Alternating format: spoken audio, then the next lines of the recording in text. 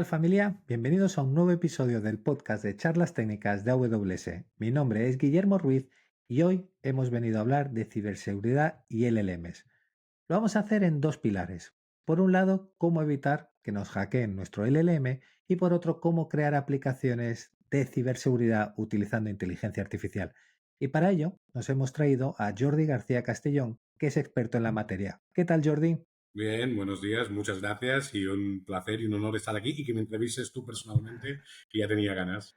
Bueno, el placer es mío porque creo que hoy el episodio va a ser bastante interesante porque una de las preguntas que normalmente nos hacen los clientes es cómo sé que me gasto el dinero en entrenar mi propio modelo y no me lo acaban robando. Pues hoy espero que podamos daros una explicación. Pero para arrancar, ¿por qué no nos cuentas, Jordi, quién eres, de dónde vienes y a dónde vas? Bien, Jordi García Castellón, o sea, sé yo, sobre todo y ante todo, yo siempre lo digo, consultor, formador, desarrollador ya no tanto, ahora ya más divulgador, he cambiado la D de desarrollo por divulgación, pero bueno, sobre todo consultor y formador en ciberseguridad, inteligencia artificial ya desde hace estos últimos años y en entornos cloud y muy especialmente focalizado en Amazon Web Services, ¿no? Dentro de esas funciones profesionales de consultoría, formación y desarrollo de divulgación, pues bueno, yo fui el fundador y CEO de Health AI y ahora soy el CEO de Cybertech que adquiere que está adquiriendo mi propia startup Health AI, ¿no? Y no lo quiere decir, pero además tiene un montón de premios en ciberseguridad y temas dados incluso por el Estado, ¿no? Sí, correcto, correcto. Pues Efectivamente. vamos a hablar de LLMs y las amenazas. Yo creo que podemos partir por la primera parte que es, oye, vectores de ataque que Mm. pueden ocurrir en un LLM y vemos si quieres dos o tres y luego vamos ajustando con frameworks de ciberseguridad que ya hay específicos para temas de inteligencia artificial. Mira, yo diría que hay dos grandes principales vectores de ataque a los modelos, ¿vale? No tú lo has introducido muy bien, ¿no? Una cosa es la ciberseguridad aplicada a la IA y otra cosa es la IA aplicada a la ciberseguridad, ¿no? Que son cosas diametralmente opuestas, pero bueno, en centrarnos en vectores de ataque, yo diría que lo podríamos focalizar en dos. Uno, al modo tradicional, digámoslo así, el cómo corrompemos ese software, ¿vale? Ese sistema está construido, una aplicación más, en este caso un LLM o un que soporta un LLM, cómo lo hackeamos, cómo lo corrompemos, cómo lo rompemos. Y el segundo gran pilar es esas amenazas propias difieren más del software tradicional. Me explico. Aquí ya podemos entrar en temas, por ejemplo, de envenenamiento de datos, de Chrome Injection, etcétera, etcétera, etcétera, ¿no? Eso ya difiere, eso ya es algo que hace 5 años no veíamos. Podíamos hackear un software, pero no podíamos hacer un envenenamiento, bueno, un envenenamiento de datos lo podíamos hacer de otras formas en otras cosas, ¿no? Pero no en un LLM o no comercialmente y a uso general como la. Dos grandes pilares. Hacking tradicional, Ujú. hacking directo y dirigido a modelos LLM, segundo gran pilar. A mí, como me da la marcha, prefiero el directo y dirigido, porque de hecho creo que uno de los grandes problemas que hay es que con los LLMs, al usar lenguaje natural, puedes Mm. tener un control del 99,9999, ponle los 9 que quieras detrás, pero siempre va a haber una décima, una 0,0001 que puedes hackear el lenguaje. Mm. La forma en el que hablamos y nos expresamos, siempre le puedes dar la vuelta de tuerca para pedir cosas que a lo mejor están prohibidas, pero hay formas de hacer que el LM te responda. Y aquí pasa lo mismo, ¿no? Correcto. Y yo creo que entrando en ese segundo pilar, ya que nos va Ujú. la marcha, ambos nos va la marcha en ese sentido, ¿no? Yo creo que dentro de ese segundo pilar hay tres grandes subpilares, ¿vale? O hay tres grandes ejes que son adaptados a los ataques relacionados con ciberseguridad, a los modelos LLM. Y uno es el envenenamiento de datos, otro es el que tú enfocabas, que es el Chrome Injection, y luego tendríamos el jailbreak de plugins, ¿vale? Ujú. Una vez más, vamos al revés, el jailbreak de plugins volveríamos un poco al modelo tradicional, ¿no? Estamos hablando de corromper, de romper, de hackear, de entrar a través de la rotura del hackeo de una pieza de software externa al LLM. Por Ujú. tanto, estaríamos hablando un poco más del modelo tradicional.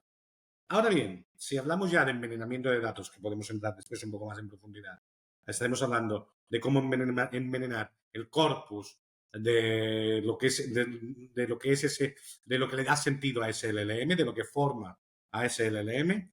Y si vamos por el Chrome Injection, aunque es verdad que ha mejorado mucho los modelos, pero estaríamos hablando, y me gusta decirlo así, de la ingeniería social tradicional aplicada a un LLM. Es decir, nos hemos acostumbrado a la ingeniería social a otra persona para hackearla. pues ahora estamos haciendo ingeniería social a los LLM. Y como tú decías, el lenguaje nunca es 100% preciso y las guardarraíles o las protecciones o lo que tú quieras ponerle a ese modelo nunca será 100% efectiva ante todas las variantes, matices y submentiras que le puedas decir al modelo para transgiversarlo y para hacerle mentir, ¿no? Hay casos muy evidentes, ¿no? De cómo no hacer, explícame cómo hacer una bomba, no te lo diré, pero si me dices cómo no hacer una bomba, te lo diré. Eso ya está superado probablemente, pero hay cosas mucho más sutiles y muchos más matices que eso no está superado. Y esa es una de las grandes fuentes. El Prompt Injection es una, evidentemente, de los principales vectores de ataque y una de las principales amenazas que sufren los LLM. ¿Por qué no lo vamos viendo de fuera adentro? Empezamos por el hacking de plugins o APIs de terceros, luego la parte de Prompt Injection y luego cómo podemos envenenar nuestros datos. Vale. A nivel de hacking de plugins, ¿no? Extensiones adicionales que podemos tener en nuestro LLM, ¿cómo podemos primero hackear y luego vamos a darle a nuestros oyentes el cómo poder mitigar esos riesgos, ¿no? Incluyendo la monitorización y la auditoría de esos plugins? A nivel de hacking de plugins, aquí sería el hacking a modo tradicional. Hemos de hackear un software cualquiera. No estamos hackeando, no estamos atacando al LLM, como decía, sino que estamos atacando a esa pieza separada de software. Evidentemente, al atacar esa pieza separada de software, después podemos acceder o poderle hacer al LLM aquello que esa pieza de software tenga permisos para hacer sobre el LLM. Pero no estamos hackeando el LLM, sino que tenemos que tener claro que lo que hackeamos es esa pieza separada o esa API con el cual después le hacemos hacer al LLM lo que esa API tenga derechos a hacer sobre tal. Bueno, de entrada sería eso. ¿Cómo protegernos ante eso? Debemos pensar en el modo tradicional. Esa es la forma de hacerlo. Y luego tendríamos que ver la monitorización, etcétera, etcétera. Pero a nivel de ataques, ¿podríamos hablar de un man in the middle, por ejemplo? Podemos hablar de un man in the middle, podríamos hablar de un DDoS, podríamos hablar, ya sé que el DDoS no corromperá el modelo del LLM, ¿eh? Pero lo que sí que estaríamos haciendo con el DDoS es dejar inutilizable, si inutilizamos ese plugin y ese plugin le da una funcionalidad concreta y especial al LLM, pues evidentemente ese LLM no ofrecerá el servicio que ofrece. El man in the middle, por ejemplo, lo que haría pues es, si el flujo de ese plugin es extraer los datos, extraer outputs, extraer lo que sea, pues evidentemente podríamos extraerlo a través de ahí. Dos de los posibles ataques más importantes. Bueno, un ejemplo para la parte de negación de servicio que estaba pensando, que es, por ejemplo, puedes tener tu aplicación que usas un LLM para hacer auditorías de seguridad y al no poder hacer esa llamada a tu LLM, te quedas a ciegas en tu sistema. Podría ser uno de los ejemplos que veríamos en este tipo de denegación de servicio. Igual que estaría caída una página web, pues aquí lo que te está caído es el nuevo Internet, que es ese LLM que no te ofrece el servicio. Te iba a decir, digo, antiguamente veías un error 404, página no encontrada, ¿aquí qué vamos a poner? Está por crear, está por definir, como casi todo en la IA. Pues tenemos la parte arriba y luego veremos servicios de AWS que pueden ayudar a la parte de negación de servicio, como puede ser WAF y otros elementos.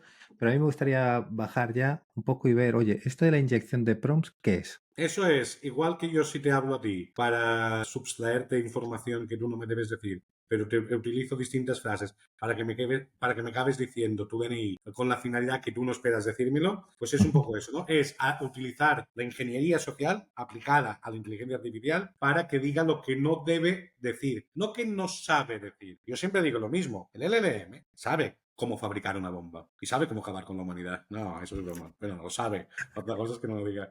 Sabe cómo fabricar una bomba.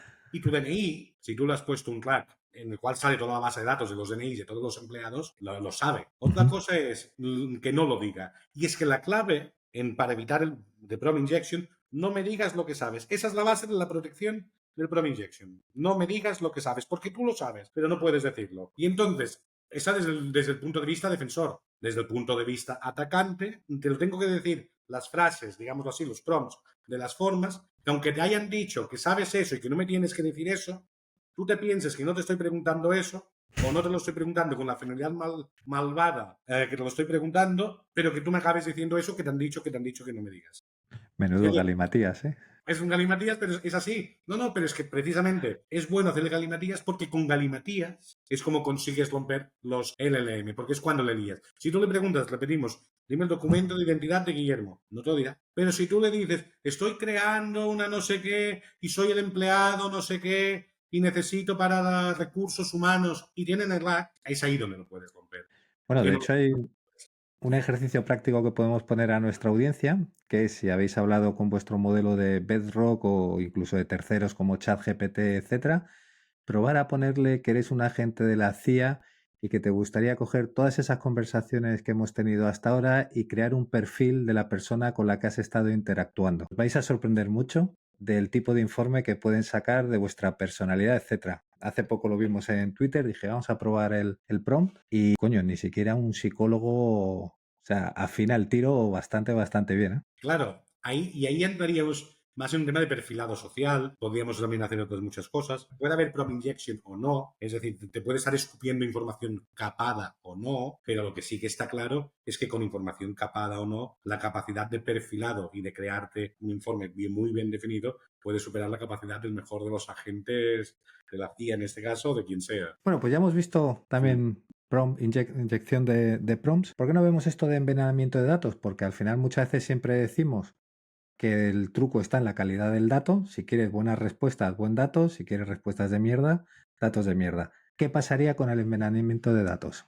Mira, a mí ese es uno de los que más me gusta hablar. ¿Por qué? Vamos a poner un ejemplo que no es real, pero que es realista. No ha sucedido, pero podría suceder. ¿Vale? Cuando tú envenenas los datos, tú lo que estás haciendo es al corpus, al dataset, metiéndole unos datos incorrectos con el objetivo que sea. Y ahora soy el malo. Y yo quiero envenenar unos datos, ¿vale? Y yo ahora quiero atacar a Health AI. Pongo el ejemplo este, como podría poner de otras empresas, pero no quiero poner de tercero. Prefiero ponerme a mí mismo. Soy objetivo directo.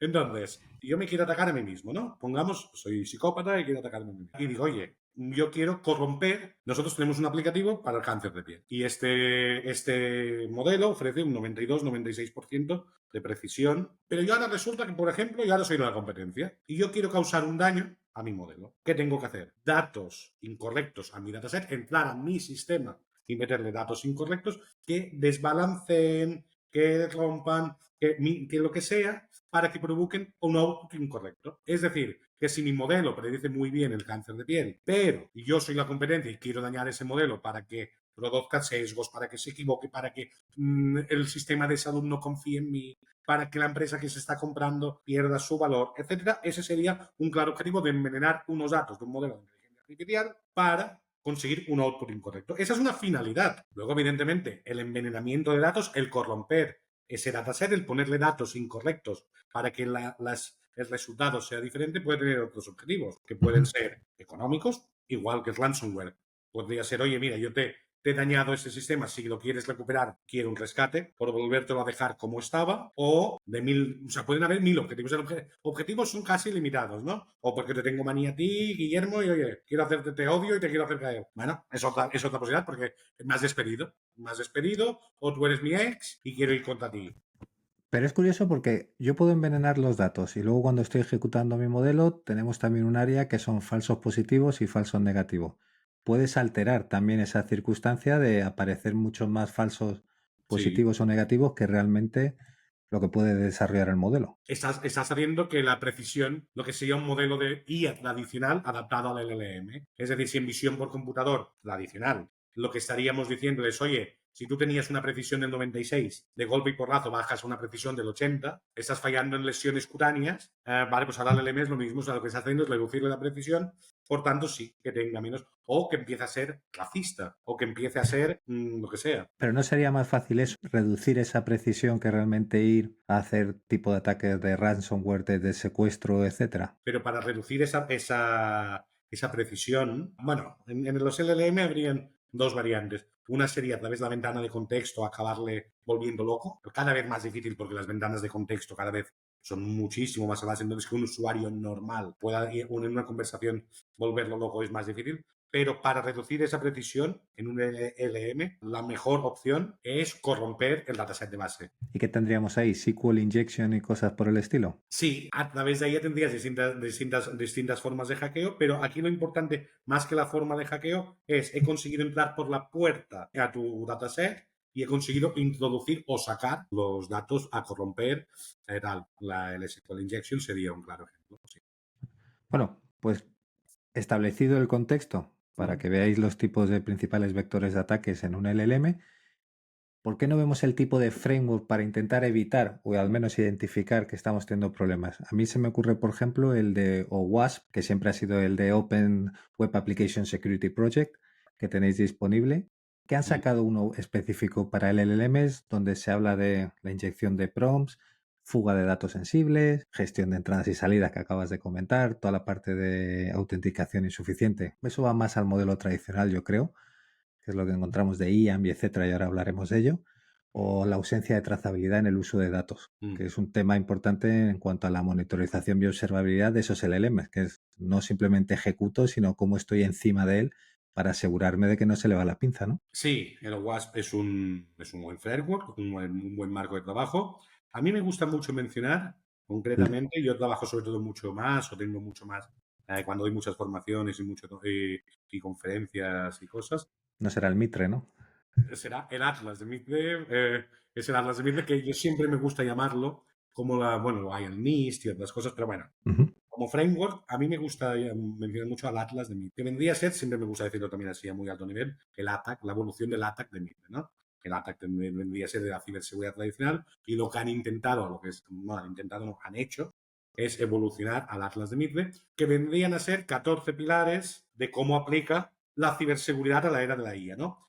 No es perfecto, ni me acaba de gustar 100%, porque a partir sobre todo del pilar 7 veremos que a veces se entremezclan. O sea, a veces tiene mucho que ver con la ciberseguridad tradicional, eso es normal, no estamos hablando nada más que de sistemas informáticos, entonces hasta cierto punto es normal, pero luego sí que es verdad que igual el punto 8, 9, 10, la vida no es tan lineal, no vas de A a B, a C, a D, a E, no es tan Sí. lineal. A veces para conseguir el escalado de privilegios, primero tienes que hacer no sé qué, o sea, no es voy por la puerta, paso la puerta, evado defensas, a veces no es siempre así, es mucho más complicado y tienes que ir para adelante, para atrás, para atrás. Por tanto, marcar un framework lineal, que A me lleva a B, que B me lleva a C, que C me lleva a D, en la práctica no será así. Pero sí que como marco de referencia, que es su función, lo encuentro de los más adecuados o el más adecuado a mi entender y a mi gusto personal de uno de los buenos sistemas. Y entremezcla, pues lo que digo, ¿no? La protección del sistema informático al uso tradicional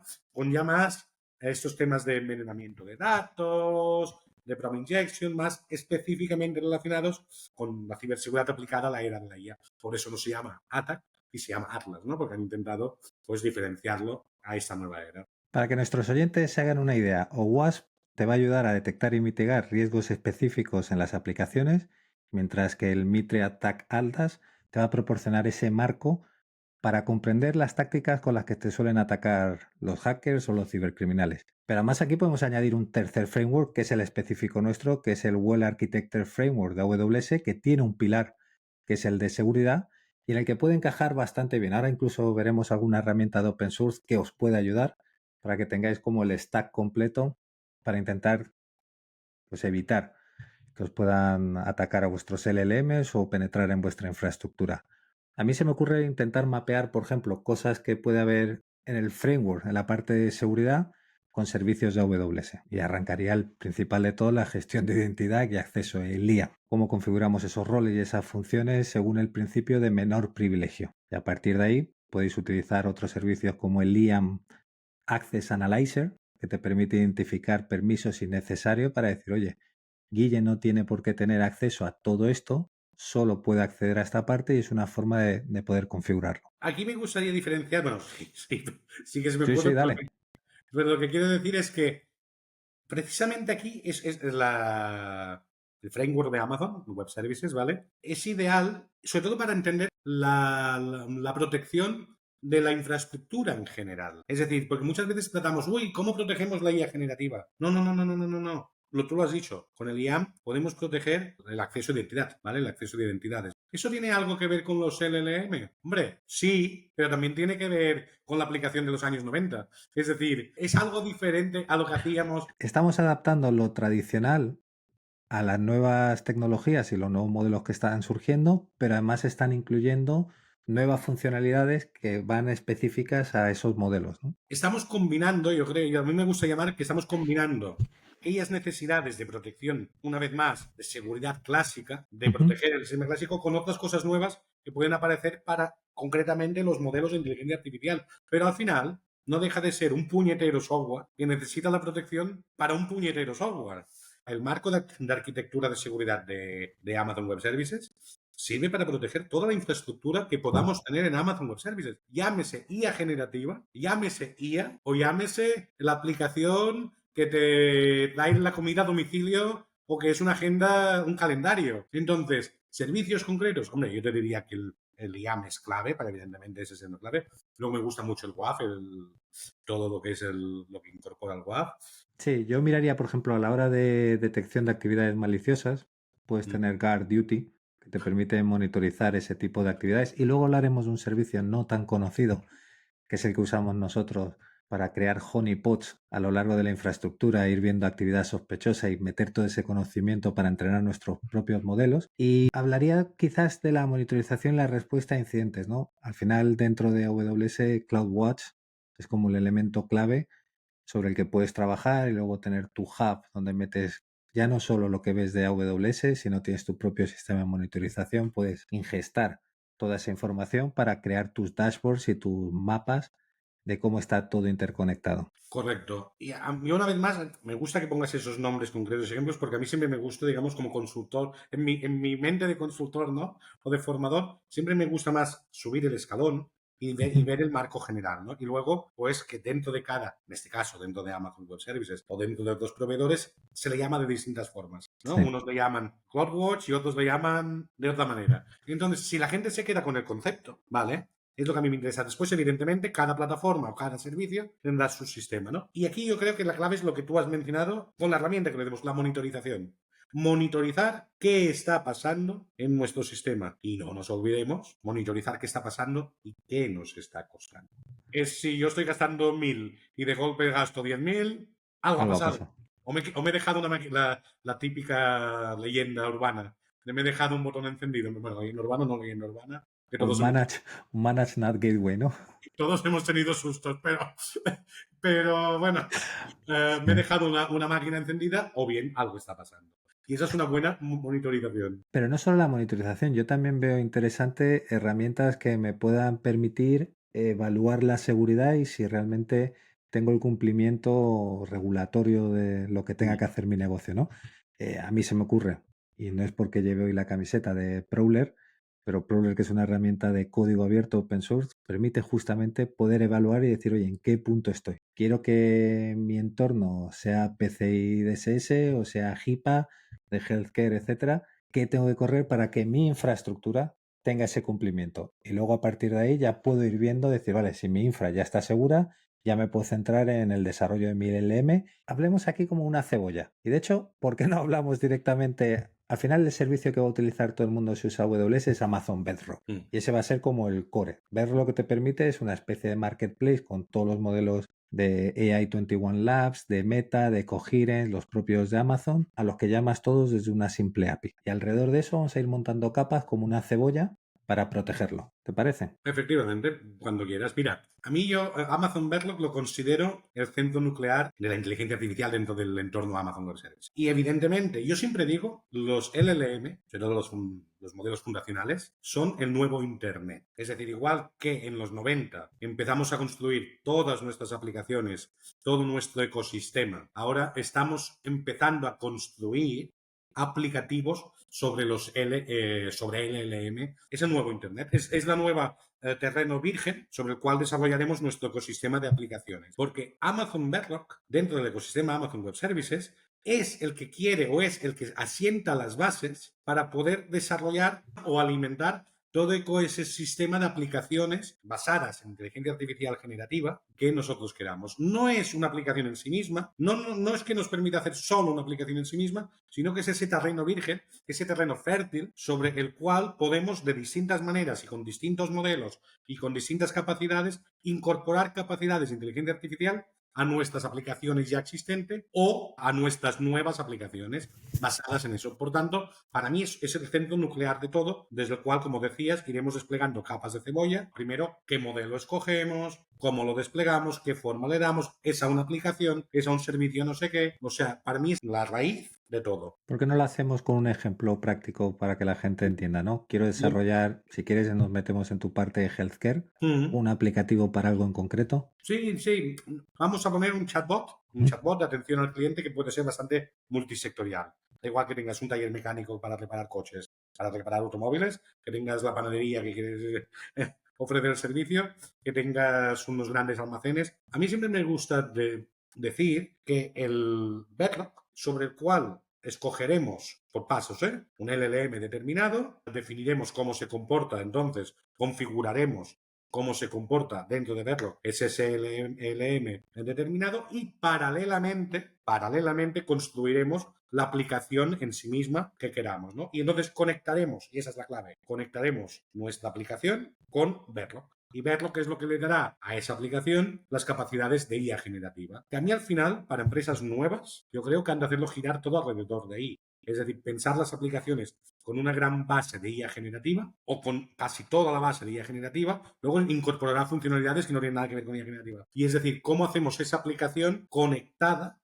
a el modelo de inteligencia artificial que nos interesa. Otra cosa es qué modelo de inteligencia artificial nos interesa, que ahí podemos llegar. Claro, y de hecho iba a arrancar por ahí y decir, oye, vale, yo voy a coger un modelo, tengo de distintos proveedores, etcétera. ¿Cómo puedo elegir? Dentro de Amazon tienes la opción de poder evaluar modelos, porque al final depende del tipo de chatbot y de la industria a la que ataco, quiero que responda de una manera o de otra, o que sea muy específico o sea más genérico, etcétera. Entonces, dentro de AWS puedes evaluar hasta 3 modelos distintos para ver el tipo de salida y en función de eso decir esto es lo que más se adecua a mi negocio. Entonces Mm, digamos que me cojo un Llama porque es el mm, que tengo o un mm, Titan Embeddings, lo que queramos. mm. Cojo ese modelo. A partir de ahí, Mira, yo te diría que a partir de ahí tú escoges un modelo y es prueba-error, pero prueba-error en un sentido. Los benchmarking, los leaderboards, etcétera, etcétera, están muy bien. Pero tendemos a un mundo, o ya estamos llegando a un punto, en que todos los grandes modelos convergen cualitativamente, no te diría cuantitativamente, que también podemos hablar de eso, pero cualitativamente parecidos. Al final, la selección de un modelo u otro debe depender más del gusto personal o del sector al que nos dirigimos o de a quién nos dirigimos o de qué queremos transmitir. Y es casi una percepción subjetiva. ¿Es mejor X modelo que X modelo? ¿Es mejor llama no sé qué que... Pues bueno, en algunos casos sí que será mejor, objetivamente hablando, pero cada vez más la calidad del modelo es la misma. La pregunta que nos tenemos que hacer ¿es mejor en qué y para qué? Y después, y a mí, yo soy de los que cree que la IA, ya sé que aquí algunos me llamarán loco, bueno, excéntrico lo he sido siempre, no me preocupa. Para mí la IA puede llegar en algún momento o ya tiene un cierto tipo de consciencia, no biológica,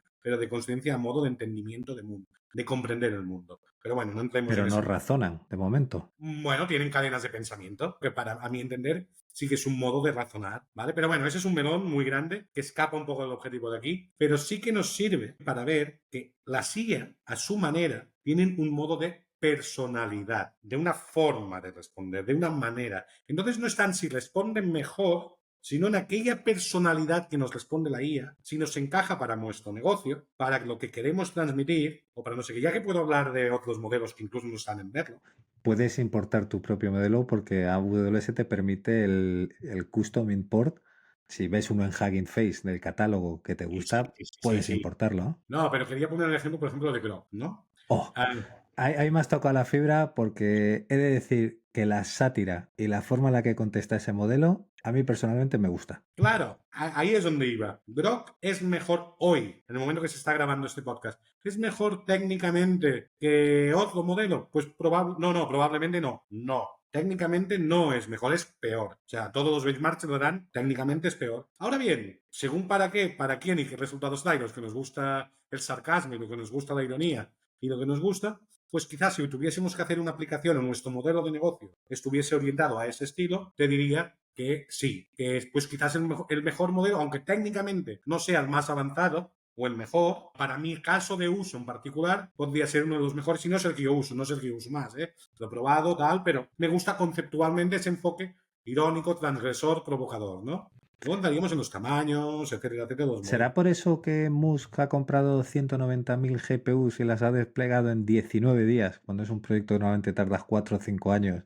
Y, joder, solo la planificación te debe llevar casi un año y 2 o 3 en montar toda esa infraestructura.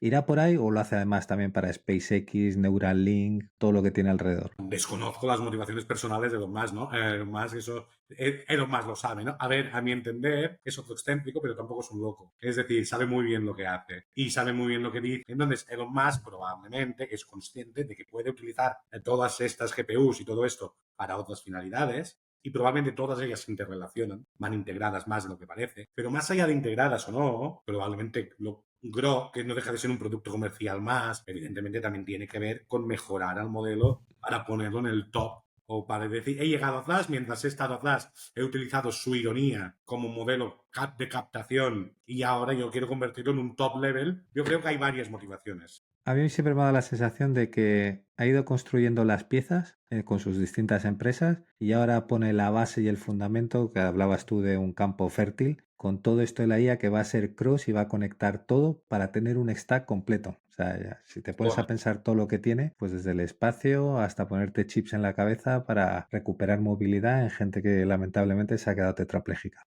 Coches autónomos, etcétera, etcétera. Sí, sí. Es un futuro. Pero bueno, volvemos que nos hemos ido ahí. Yo pongo Bedrock. Lo siguiente que tengo que hacer es ponerle vallas al campo para que el modelo no alucine más de la cuenta. Hombre, lo que siempre decimos es que todos alucinan, pero quieres que alucinen con tu información, que es lo que nos interesa. Ahí, guardrails. Sí, ahí lo que tienes que hacer, y digamos, dicho también así a más alto nivel, uno es, primero escoger el modelo, daría un paso atrás y te diría, primero, antes de ponerle los guardarraíles, que tú estimes conveniente bien con los prompts de aquello que debe decir, de cómo debe comportarse, de cómo no debe comportarse, que dentro de la consola de Bedrock te lo permite hacer muy bien, dentro de poner los guardarraíles a través de hacerle un track específico para que se comporte de una manera específica y para que solo dé información de esos datos específicos, es qué modelo hemos seleccionado. Y eso doy un paso atrás, ¿no? Porque como decía, más allá de la personalidad, no todos los modelos son siempre aptos para todo. O sí, o a veces son demasiado aptos para todo. Y ahí entraríamos en un tema de tamaño, ¿no? Es decir, hemos cogido un modelo demasiado grande, ¿vale? Pues igual ese demasiado grande nos responde demasiado a demasiados temas, pero muy poco a los temas específicos a los que nosotros le hemos preguntado. Y es que no siempre más grande es mejor. No siempre más grande es mejor. A ver, a ver. Y yo Chiquita, ya... juguetona, que grande y tontona. Ahí voy, ahí voy. Mira, todo el mundo dice que le gusta tener la más larga. A todo el mundo le gusta tener el modelo más grande. Y tener la más larga está bien. Y tener el modelo más grande está bien. Pero no siempre es definitorio. Porque como introducías, es mejor pequeña y juguetona que grande y tontorrona. Es decir, tú puedes tener un modelo más pequeño y menos capaz, pero más capaz, menos capaz a nivel general, pero más capaz para tu caso de uso. Por tanto, lo que haría, esa será la primera barrera. Es decir, un chat GPT, que no deja de ser un producto comercial de GPT, de OpenAI, es muy bueno a nivel general. Ahora bien, si le pides tareas específicas o cosas muy específicas, es un modelo de grandes millones de parámetros y tal, pero no le hagas hacer cosas muy, muy, muy concretas o con datos muy específicos porque no los tiene. Por tanto, ¿es mejor ese modelo grande, que la tiene grande? ¿Es mejor eso? Pues mejor un modelo más pequeñito, pero más juguetón, más apañado. Y que te venga a ti. Creo que ahí entramos en entrenar tu propio modelo o hacerlo con RAG, que has mencionado varias veces RAG, para el que lo oye por primera vez, es Retrieval Augmented Generation, que es darle contexto específico de lo que tú quieres que realmente coja ese contexto. Y sé que nos estamos desviando un poco de la parte de ciber, No, pero mira, eso es ciber plena, esa es la ciber del siglo XXI. La ciber del siglo XX prácticamente ya está automatizada. Ya sé que eso a algunos les pondrán los pelos de punta y los que vean peligrar su trabajo, pero no nos engañemos, la ciberseguridad de los años 80, 90, a mí me gusta decirlo a lo bestia, no es tan así, pero ha muerto. Viva la ciberseguridad del siglo XXI, ¿no? Claro que hay que securizar sistemas a la vieja usanza, no, no, no, no, pero la ciberseguridad del siglo XXI es esta. Es que tú, a ver, La ciberseguridad siempre se ha basado en que tu sistema te responda bien, en que tu software te responda bien y en que no esté hackeado, ¿no? Digamos así, a grosso modo. Bueno, pues la ciberseguridad del siglo XXI es en que tu LLM, en que tu inteligencia artificial, en que tus inteligencias artificiales te respondan bien. Por tanto, todo lo que tú hagas para que te respondan bien es ciberseguridad. Y no necesitas programar ni el SQL injection, que también, todo eso está bien. Pero todo eso lo podemos automatizar y ya lo podemos más o menos controlar y hay muy buenos servicios que son muy difíciles de romper si lo configuras bien, ¿no? O lo programas bien. Pero vale, eso ya dejémoslo aparte. Reducir alucinaciones o que el sistema funcione bien, eso es ciberseguridad. Ya hemos escogido al modelo pequeño y juguetón o grande y tontorrón según nos interese, pues ahora lo que hemos de hacer es que sea más juguetón, que sea más adecuado, que sea más acertado a lo que buscamos. Y ese acertado pasará porque no alucine o porque se base en los datos que nosotros queremos que se base, que no nos responda a modo genérico de la historia universal, ¿no? Y eso pasa por el RAG. Más allá de que pase por el prompt engineering, de poner unos prompts que le delimiten un campo de actuación. Eso pasa por el RAG. Y el RAG es eso. Oye, yo tengo X PDFs, X información, X archivos, del tipo que sean, de mi empresa. Yo quiero que se me respondan solo en base a eso y eso se lo subimos al modelo para que beba de eso y me responda sobre eso. Y eso es ciberseguridad pura, porque como le subamos datos y nos dé datos que no debería, es un problema. Y eso es ciberseguridad. Hay una cosa interesante a la hora de, has mencionado por ejemplo documentos en PDF, antes estaba pensando en la parte de medicina, de imágenes de pacientes, de cómo expongo eso para convertirlo en un rack y darle ese contexto específico a un modelo preentrenado. Nos hemos cogido un Llama en este caso, monto mi rack. Puedo utilizar, y no mucha gente sabe que Nitro tiene una parte que es enclave, que te genera una máquina dentro de tu propia instancia que cifra la información y puedes hacer llamadas con tu KMS, que es donde tengo mis claves guardadas, para cada vez que quiera consultar esa imagen, la descifra, analizo la imagen y la vuelvo a cifrar. Es una manera de que no me roben la información, una manera de tener eso protegido y que incluso aunque seas admin de la EC2 no puedes acceder. De hecho, dejaremos por ahí un link a unos blogs que hemos sacado, como hemos ido contando, todas las piezas de infraestructura que pueden proteger tus modelos, pero para que la gente sea consciente, es decir, oye, yo puedo poner todos mis datos en mi instancia, en mi VPC, etcétera, y ahí puedo cifrar, descifrar, tenerlo controlado con claves para poder entrenar pues con mis imágenes. Si eres, por ejemplo, estás en el grupo Mondragón y tienes un catálogo de PVC, pues pasarle todo ese catálogo de PVC, cifrarlo porque tienes prototipos, etcétera, y luego pedirle a la IA que te genere modelos. Correcto, eso es clave, mira, y eso en el mundo de la salud, por ejemplo, se ve mucho, ¿no? Incluso ya se está viendo el entrenamiento de datos directamente cifrados, o sea, que ya ni se puede ver, bueno, un poco en la línea de lo que decías, ¿no? Que no se puede ver ni la imagen, ¿no? Que ya la imagen se entrene cifrada en base a su hash. Pero fíjate, yo creo que de ahí coges conceptos del networking tradicional. Antiguamente, cuando tú tienes una VPN, tus cabeceras están cifradas. Y de hecho, Correcto. si querías que una empresa, para evitar ataques de denegación o que te entraran malware a través de un propio empleado, lo que hacías era cedías las llaves a una empresa, ellos descifraban, miraban el payload, aquí no hay nada, te volvían a poner las cabeceras y para tu casa y te metían la información. No deja de ser lo mismo ahora, pero simplemente aplicado a LLMs. Exacto. Estaríamos hablando aquí del cifrado descifrado, dicho muy bien también a grosso modo, de modelos LLM, lo que antes podías aplicar a otros ámbitos. Si al final, la gente también parece que en esos 2 últimos años estemos reinventando la rueda de todo, y a mí me gusta pensar que es así, ¿eh? Y tal, pero no es así. No es así. Es una sí que estamos viviendo un momento revolucionario en aspectos que no existían y que hay muchas cosas que van a cambiar y todo, ¿no? Pero hay muchas cosas que no dejan de ser evoluciones, no me gusta llamar informática, odio el concepto informático, pero son evoluciones informáticas. Antes lo aplicabas a las redes y ahora estás aplicando esos conceptos de cifrado, los estás aplicando a conjuntos de datos. Luego ya veremos cómo damos los datos, pero sí, claro, por ejemplo, en ámbitos de la salud, por ejemplo, como decías, donde la seguridad del dato y la privacidad del dato es tan clave, todos esos sistemas de cifrado, que no se pueda ver el dato incluso ni en entrenamiento, y todo eso resulta clave para incluso después cumplimientos normativos que nos exigen y por otros motivos. Más hemos hablado de nuestro modelo, de meterle un rack para darle el contexto sobre lo que queremos que hable. Ponemos vallas al campo con los guardarraíles, que no deja de ser prueba y error. La gente a veces piensa que lo de los prompts son 4 líneas y puedes tener parrafadas enormes Libros. para... Sí, tú antes has mencionado cadenas de pensamiento, hay distintas técnicas para de razonamiento, entre comillas, para que el modelo a la hora de responderte siga una serie de pasos. De hecho, muchas veces se encadena de Sí, sí, sí, prompts. sí. Sí, sí, sí, sí, sí, sí. Incluso el propio, o sea, la propia cadena de pensamiento te genera el prompt, que ese te genera otro prompt y te va generando ya no la cadena de pensamiento secuencial inicial, sino las respuestas a los siguientes prompts. Ahí es donde llegaremos, ahí es donde yo creo que llegaremos a los agentes autónomos. Y me vienes de perla porque eso me da paso a hablar de lo que creemos que va a ser el futuro, que es la orquestación de multiagentes. Ahora, por ejemplo, hemos estado hablando de cómo proteger nuestro modelo LLM. Podríamos tener un agente que se dedique a la parte de infraestructura, otro agente que se dedique a la parte aplicativa, otro agente que se dedique a otras cosas y orquestarlo para que cada uno en su función genere, haga, yo le digo, un wrapper a tu modelo para proteger toda esa información, ¿no? Mira, yo creo que vamos a un mundo de IAs de IA. Y yo siempre digo lo mismo también, ¿no? La gente se piensa que viene Terminator, que nacerá emanará de los suelos y acabará con toda la humanidad. Con toda la humanidad acabaremos nosotros mismos. No nos preocupemos, que no falta mucho para que nos autoaniquilemos. Yo más que Terminator me imagino un vender de estos. Me encanta el vender, es el Grok del siglo XX. No, pero vamos a un mundo de IAs de IA. No vamos a una IA, no vamos a un Terminator que emana de los suelos y nos aniquila a todos.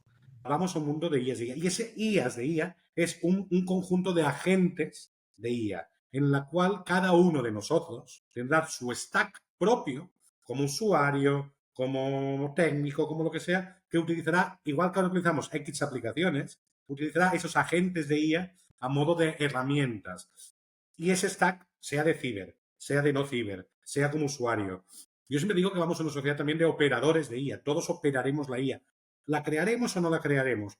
Pero la operaremos porque tendremos en nuestra cartera, en nuestra caja de herramientas, 20 IAs que nos asistirán. Una para nuestra vida personal, otra para nuestra profesional, otra para no sé qué. Vamos a eso. Y eso nos lleva a la sociedad de servicios de IA, que evidentemente cada vez más lo que haremos será consumir servicios de IA a modo usuario o a modo avanzado, pero todos seremos consumidores de servicios de IA en base a este ecosistema de agentes de IA. Unos nos ayudarán a proteger nuestra infraestructura, otros nos ayudarán a hablar mejor inglés, otros nos ayudarán a escribir y otros los llevaremos en los cascos y serán nuestras Scarlett Johansson particular y a todas nuestras fantasías eróticas realidad, ¿no? Pero es ese mundo de agentes de IA, para el trabajo o para lo personal, para no sé qué o para no sé cuántos. Y ese mundo de agentes de IA yo creo que es lo que a la gente aún le cuesta visualizar. La gente ve a la IA, no, vamos a las IAs. Si, por ejemplo, yo me quiero dedicar a la parte de ciber, podría tener mi agente que se dedicara a crear campañas de phishing para ver cuán segura es mi empresa. Un Pero agente,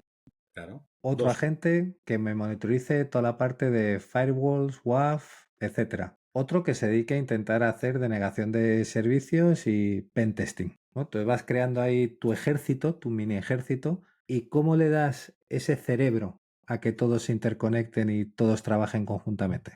Bedrock. Has jugado muy bien tus cartas.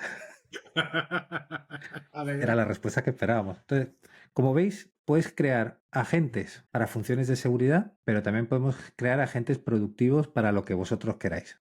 Pero el proceso es el mismo. Simplemente cambia la información y el contexto de lo que le queréis dar a esos agentes para que hagan X, Y, Z. Correcto. Yo siempre hablo de A-Brains, A-Brains, A-Brains. A mí si me escucháis en las conferencias públicas y en prensa y donde salgo ahora, que hace 2 años parece que estoy casi en todos sitios, los A-Brains, A-Brains, A-Brains, los cerebros, cerebros, cerebros de inteligencia artificial, yo creo que es la clave del futuro y la clave del negocio. O sea, por eso volvamos atrás el SQL, entonces, vale, vale, vale, todo eso ya lo hará el iBrain, pero el negocio ya no está en el SQL injection o en el DDoS, sino en crear y en mantener y en operar al iBrain que te hará eso. Evidentemente para eso tienes que dominar SQL injection y tienes que dominar DDoS porque le tienes que hacer entender y saber y conocer al iBrain de turno que tiene que hacer eso o protegerse de eso, según seas el bueno o el malo.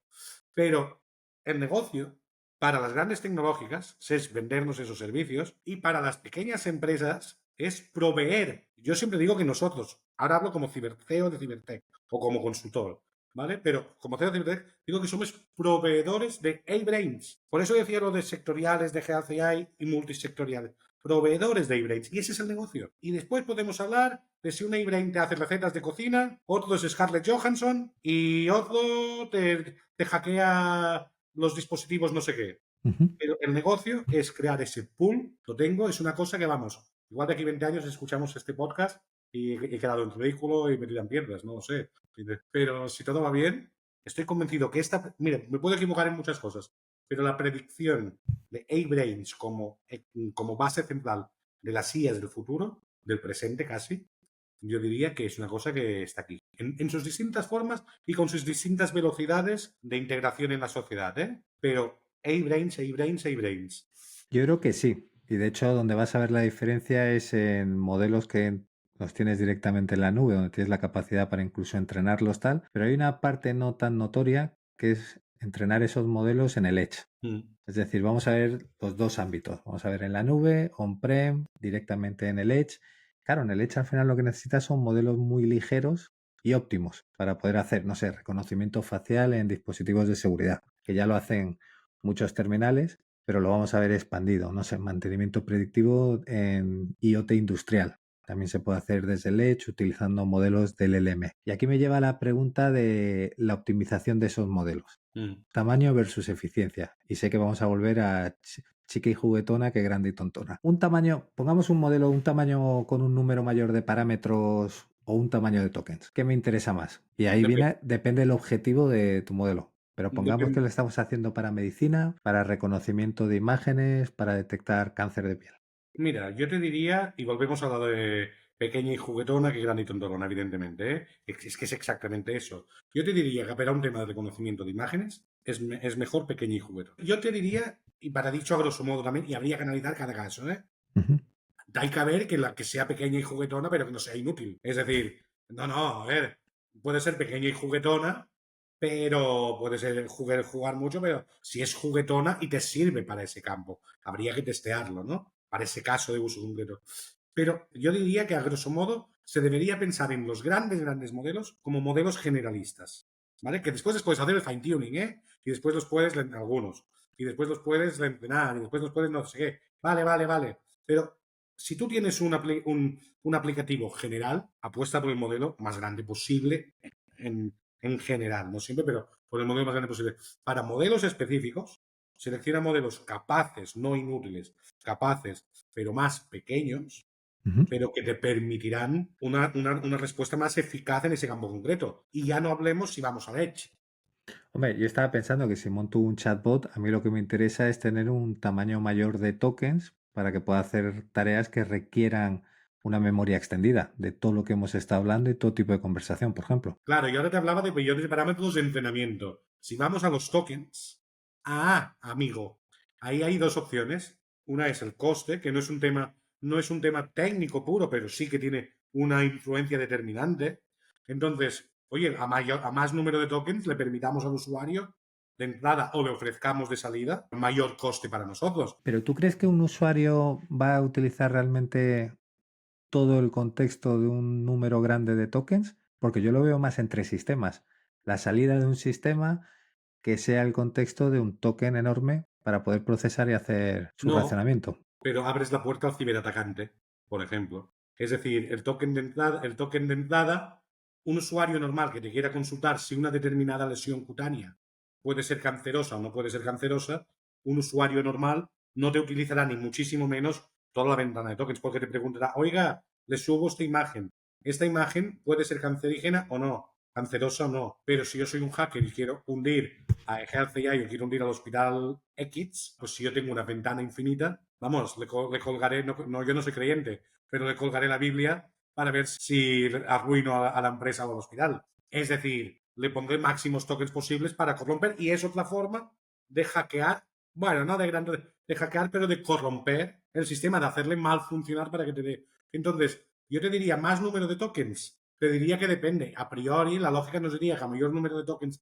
de entrada y de salida, mejor, barra libre. Pero la barra libre de entrada nos puede generar grandísimos costes, la barra libre de salida también nos puede generar grandísimos costes, pero dependerá de la respuesta que queramos ofrecer. A un cliente que nos pregunte qué horario abrimos de tienda, qué horario abren de lunes a viernes la tienda. Hombre, no hace falta que le respondamos con el libro gordo de Petete. Con que le respondamos con 3 líneas, basta. De hecho, para que la gente sepa un poco, normalmente se facturan los modelos por reserva de capacidad, si la quieres por adelantado, tokens de entrada y tokens de salida. Y todo ese conjunto es lo que se convierte en tu factura. Claro, por eso digo que el tema es un tema de balanceo, no hay una respuesta buena o mala, es un tema de qué necesidad tenemos, cuánto queremos gastar, cuánto podemos gastar y qué queremos ofrecer. No es lo mismo si nos preguntan por un itinerario de un viaje y nos dicen queremos ir a Barcelona, queremos ir a Nueva York, queremos ir a no sé dónde, prepárame un itinerario que puede necesitar un contexto relativamente amplio, que no si yo subo una imagen y le pido si esto es cáncer o no es cáncer, porque eso es lo que necesito, es una respuesta mucho más corta. Y eso nos lleva al... Y repito, y si eso, más que el token, el tamaño, nos lleva al tema del edge.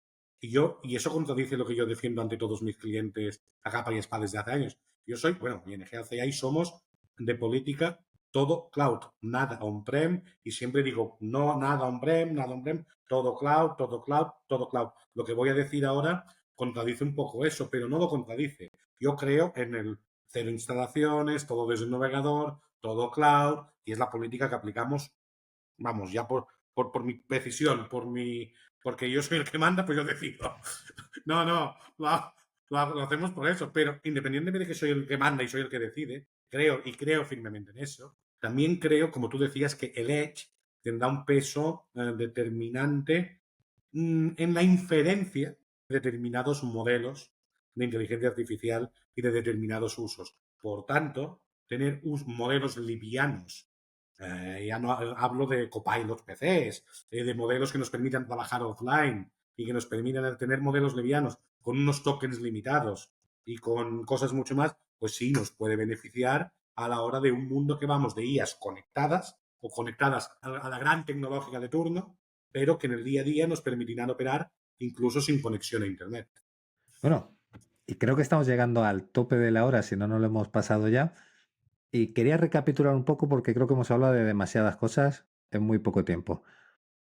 Hemos hablado de la capa de cebollas de seguridad, de cómo poner Amazon Bedrock en el centro y ir mapeando, poniendo guardarraíles, poniéndole herramientas de observabilidad, de monitorización de costes, pero también varía mucho con el tipo de enfoque dependiendo del tipo de empresa que seas. Si eres una empresa que ya estás en la industria, me sabe mal decir legacy, pero que ya llevas unos años en la industria, tu estrategia pasa más por cómo integras esa IA en tus flujos de trabajo.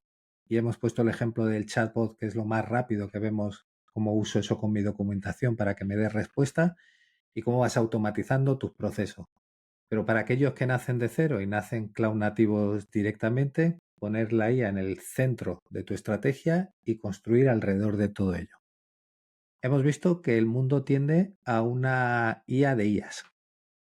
Y estamos hablando de multiagentes y de cómo orquestar todos esos agentes utilizando tecnología como Bedrock. Lo podemos hacer. Hemos hablado en este episodio de ciberseguridad para que cada agente tenga una tarea dentro de ciber, pues tener un blue team, un red team, un purple team, que cada una dedique y coordinas entre todos ellos. O simplemente puedo crear mis aplicaciones con ciertos parámetros de seguridad metidos desde el origen hasta el final. Como siempre decimos, ¿no? Desde que empiezas con el software hasta que lo metes en el pipe y lo distribuyes, utilizando distintos frameworks como puede ser OWASP para detectar y hacer, Mitre Atlas, que te da un framework más como un mapa de hackers de todo lo que tienes ahí, y basarte también en el Well Architecture Framework de AWS, que tiene un pilar fundamental que es el de seguridad. Y luego he visto que hay herramientas de todo tipo, servicios dentro de AWS, CloudWatch, GuardDuty, WAF, D2, todo ahí, open source como Prowler, muchas más herramientas ahí, pero todo este stack, creo y espero que la gente haya dicho, coño, más o menos me queda medio claro hacia dónde va este mundillo, qué es lo que tengo que hacer para evitar los vectores de ataques de mis LLMs, y no sé si quieres añadir algo más. No, nada más. Solo yo lo cerraría, y por mi parte, con una frase, ¿no?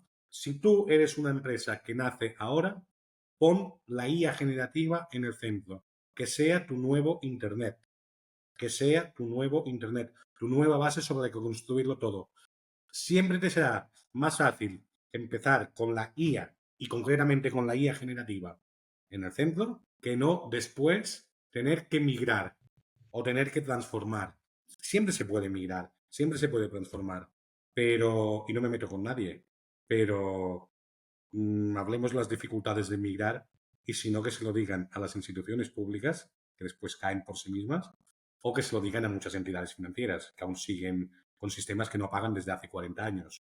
Si tú eres una nueva entidad financiera, si tú eres una empresa y tienes la oportunidad de empezar de cero, empieza Cloud Native, eso ya lo damos por hecho, pero empieza con la IA y con la IA generativa en el centro y a partir de ahí hazlo pivotar todo. No lo hagas pivotar después.